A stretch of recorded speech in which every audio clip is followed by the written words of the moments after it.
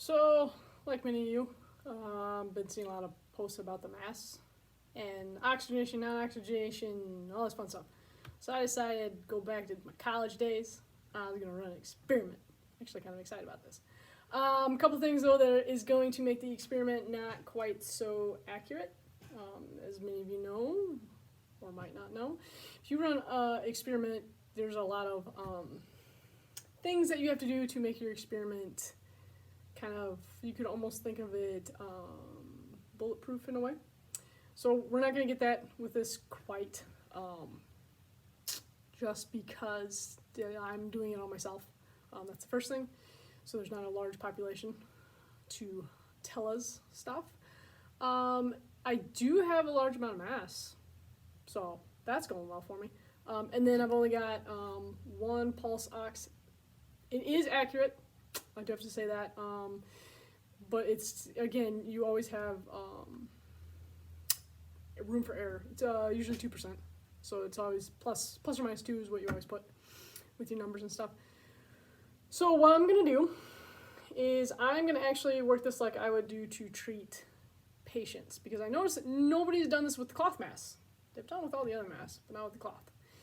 A couple other things that I'm going to throw out there, because if I was writing a paper, this would be in it in the beginning. First off, oxygen particles are 0.00005 in diameter. That's how big the particle is. COVID is like 0.05 or like 1, so somewhere in there. They're not quite 100% sure on that. I read the scholarly articles. I did not read what Google gave me. I actually went and looked up articles.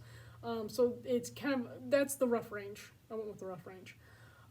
So what I'm going to do is, and I know this is going to be backwards for you guys, so I apologize, but I'm going to start this little sucker up. And so I stick my finger in it, and I have to be very still.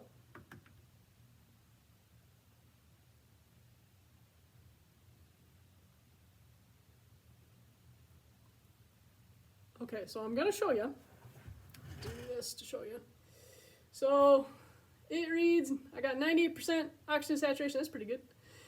And my heartbeat is running about 62, between 66 and 62. It's jumping around because I'm talking. So that's pretty good.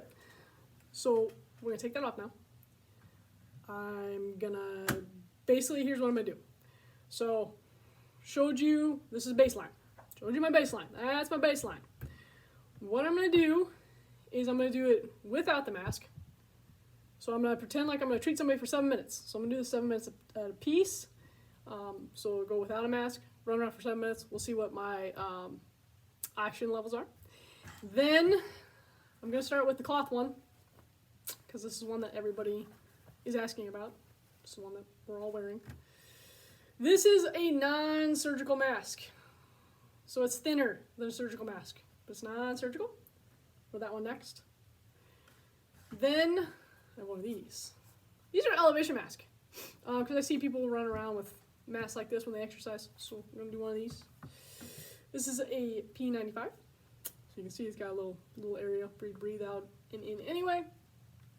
And then last but not least, the N95, the big bad daddy of them all. So I'm gonna wear all these. And I'm gonna treat a patient for 7 minutes. I actually am gonna legit, I think, have to treat somebody anyway today. So depending on when they come in, that's what they're gonna get.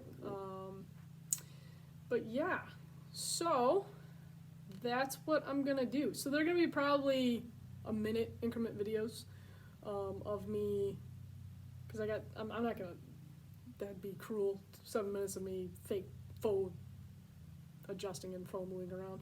I'm actually gonna move around, but fake treating somebody, that'd be boring. People watch 7 minutes of that.